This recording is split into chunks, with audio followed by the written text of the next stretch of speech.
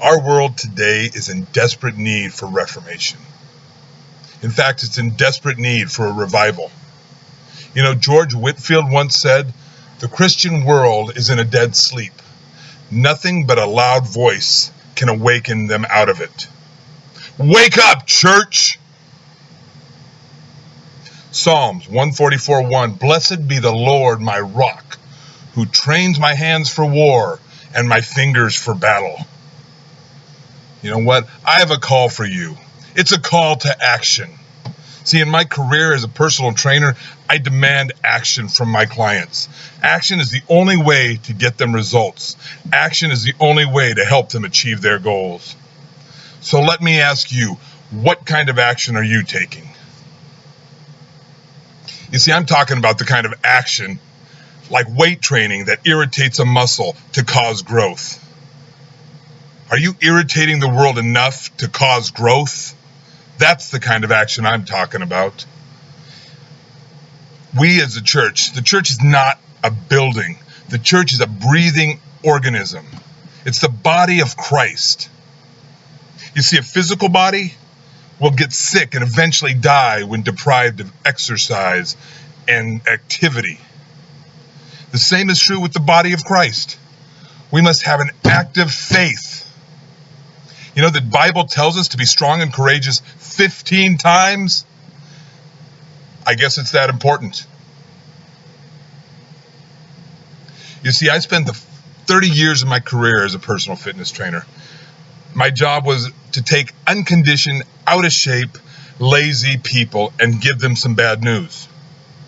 The first session, I would have to sit them down, take their body fat, their weight, their BMI, look at their diet.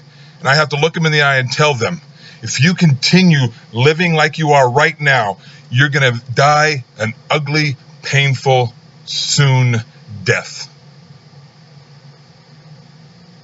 But with the bad news, there always came good news. See, if they would accept my help and turn their life around, I would give them the best program, the best diet, the best equipment that money could buy. I could guarantee their success to reaching their goal. Doesn't that sound familiar? And that's just what I do as an apologist or an evangelist. I present to people the whole counsel of God, not just the gooey, squishy God is love stuff. I tell them the bad news. I tell them that all have sinned and fallen short of the glory of God. That includes you and me. And if we were to continue living the way we are now, then we will die and spend an eternity in hell. But the good news is God, being perfect in his love, mercy, and justice, has provided us not a way, but provided us the way. Jesus said in John 14:6, "I am the way, the truth, and the life." Jesus Christ, the God-man, added to his divinity humanity, put on flesh, being born of a virgin, lived a sinless life for 33 years. That is something you and I couldn't do for 33 minutes. And he went obediently to the cross and substituted himself for us and gave us his righteousness. See, that's the good news. That's the gospel. That's the power of God unto salvation. It is an explosive force. John Stott says this: authentic Christianity of the Bible is not safe, smug, cozy, selfish, or an escapist religion. On the contrary, it's a deeply disturbing to our sheltered security. It's an explosive force which pulls us out of the narrow self-centeredness and flings us into God's world to witness and to serve.